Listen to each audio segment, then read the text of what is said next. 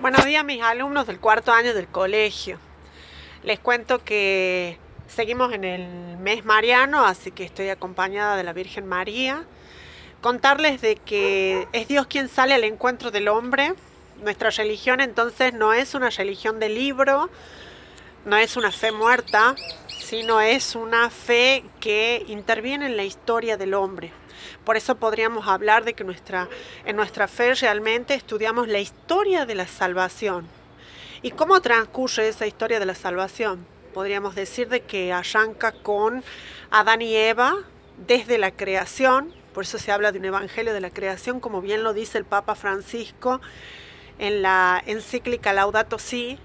Se habla de un evangelio de la creación. Hemos sido creados, hay una bondad en la creación. Dios habla con el hombre, ¿sí? Podríamos hablar también de que Dios interviene en la vida de los hombres, especialmente con Abraham. ¿Quién era Abraham? Abraham era una persona que vivía en una metrópoli, Ur de Caldea, hace muchísimos años, ¿sí? Incluso más de 2000 años antes de Cristo, donde en Ur de Caldea, metrópoli, se vivía una situación como cualquier otra ciudad, ¿sí? Y Dios lo llama y le pide que abandone su ciudad, que deje de ser sedentario y que se convierta en un nómade, es decir, en un pastor errante. De ahí que atraviesa muchos lugares siguiendo la promesa de Dios, ¿sí?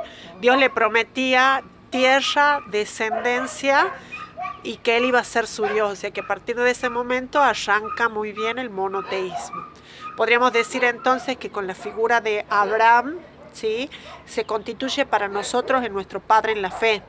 Pero Abraham no es solamente el padre de la fe de la religión cristiana, sino también lo es de la religión judía y de la religión musulmana, es decir, de las religiones monoteístas, es el padre del monoteísmo en cuanto a la fe.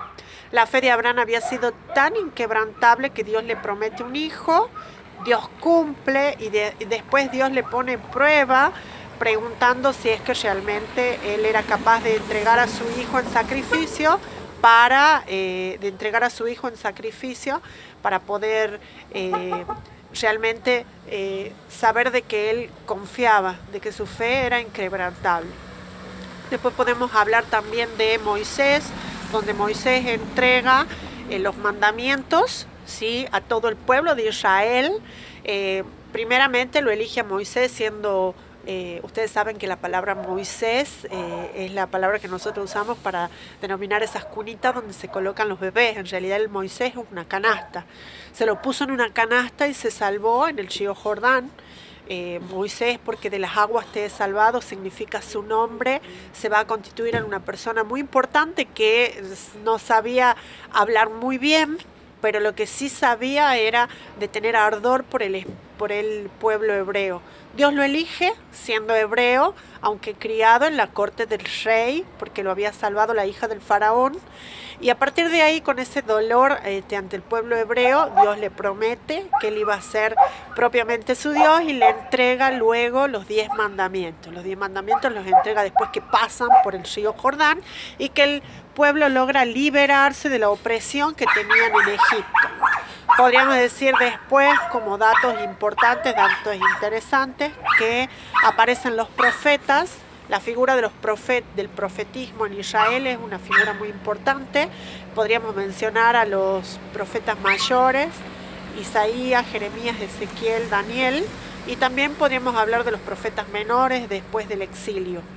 Los profetas eran aquellos que anunciaban y denunciaban la palabra de Dios, denunciaban las infidelidades del pueblo, tenían una profunda vocación. Con esto, chicos, decirles que ya estamos cerquita de la alianza que va a establecer Dios con Jesús, establecida de una vez y para siempre, y que a partir de él va a surgir ya no un pueblo con nombre como Israel, sino que todos estamos llamados a ser pueblo de Dios, ser pueblo de aquellos que antes no eran pueblo, una raza elegida, un sacerdocio real, una nación santa, que es propiamente la iglesia.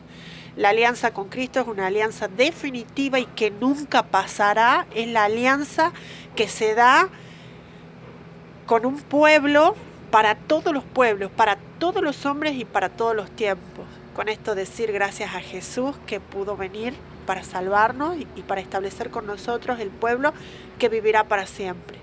¿sí? Cerramos diciendo en el nombre del Padre, del Hijo y del Espíritu Santo, y agradeciéndole a Dios por estos momentos que tenemos para vivir en familia y para ponernos al día con los estudios. Les dejo un beso grande y seguimos conectados en la Misión Consolar.